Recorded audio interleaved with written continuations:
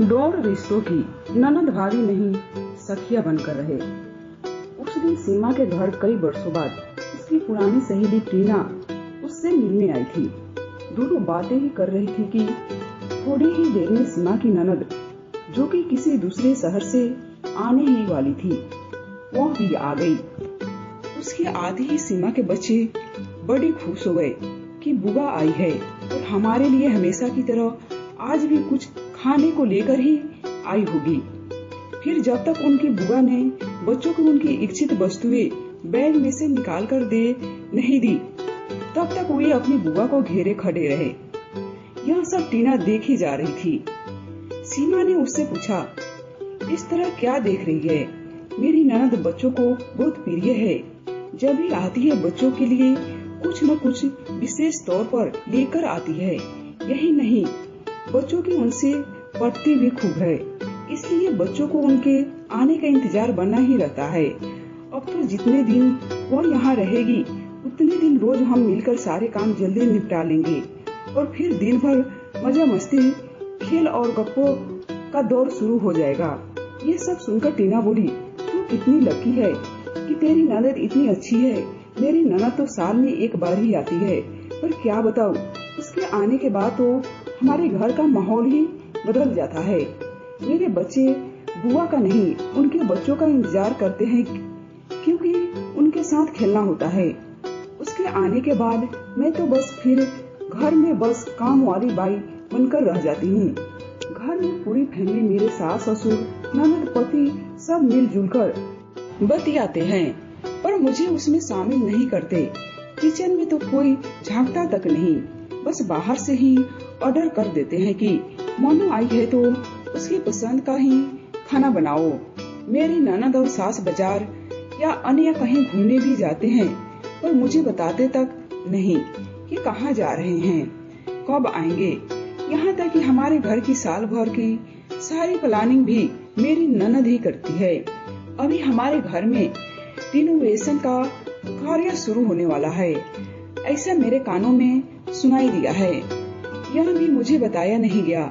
उसका डिजाइन भी वही सिलेक्ट करेगी। कहने को मेरा ससुराल मेरा घर है, पर मुझसे किसी बात में राय तक नहीं ली जाती। दूर बैठी मेरी ननद ही सब तय करती है। मेरे पति भी इस मामले में कुछ नहीं बोलते। ननद का तो अपने ससुराल और मायके दोनों पर राज चलता है, और मैं आज भी ससुराल में अपने आप को अजनबी ही पाती हूँ। टीना की कहानी में तो शादीशुदा ननद ने घर में दखल अंदाजी की, पर दूसरी ओर रीना की कहानी सुनिए। उसकी ननद घर में ही है। उसकी शादी हो चुकी थी, पर किसी कारणवश उसका तलाक हुआ और अब तो मायके में ही है। यहाँ तो हालत और भी गंभीर है, क्योंकि ननद के साथ सिंपैथी भी है, जिस कारणवश घर में रीना को तो किसी भी कार्य में कोई महत्व दिया नहीं जाता है। ऐसा कई घरों में होता है। जब बेटी घर में हो तो बहू को अनदेखा किया जाता है, उसे कहीं सराहा भी नहीं जाता। और तो और कोई बहू की तारीफ कर दे तो सास यह जरूर कहती है कि मेरी बेटी भी कुछ कम नहीं है। पर ये औरतें यह क्यों नहीं समझती कि आखिर बहू या भाभी भी एक इंसान है।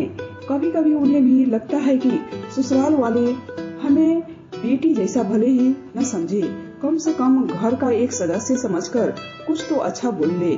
पर ऐसा होता क्यों नहीं? शादीशुदा ननद हो या कुंवारी, अगर भाभी के साथ हिल मिलकर रहे और घर के मसलों में उससे विचार विमर्श करे, उसकी राय को भी महत्व दे तो कितना अच्छा हो। मनमुटाव भी नहीं होगा और रिश्तों में कड़वाहट भी नहीं आएगी। कई ननद भाभियां ऐसे भी है जिनका एक दूसरे से इतना लगाव है कि कई बार ननद को अपनी भाभी की बात व्यवहारिक तौर पर सही लगती है और माँ का तर्क गलत, तो वह अपनी माँ को समझाइश भी देती है। वह सास बहू में भी मधुर सेब बनाने का सुंदर कार्य करती है और सहेली या बहन जैसी ननद भाभी को स्वतः प्रिय होती है। पर कभी कभी कुछ घरों में उल्टा भी होता है, जहाँ भाभी बड़ी अकड़ में रहती है और ननद यह सोचती है कि मैं अपने मायके जाऊँ या नहीं। अर्थात ननद का व्यवहार सौम्य हो तो भाभी का भी व्यवहार वैसा ही होना चाहिए, क्योंकि ताली तो दोनों हाथों से ही बजती है।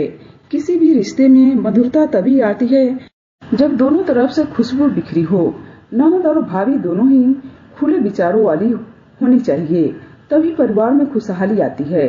अब एक बार आप अपने स्वयं का परीक्षा निरीक्षण जरूर कीजिएगा कि आप एक अच्छी ननद या अच्छी भाभी है या नहीं। आशा करती हूँ कि आपको ये कहानी पसंद आई होगी। पसंद आई होगी तो लाइक, शेयर एंड सब्सक्राइब जरूर करें और आपको इस पे क्या राय है हमें कमेंट में जरूर बताएं।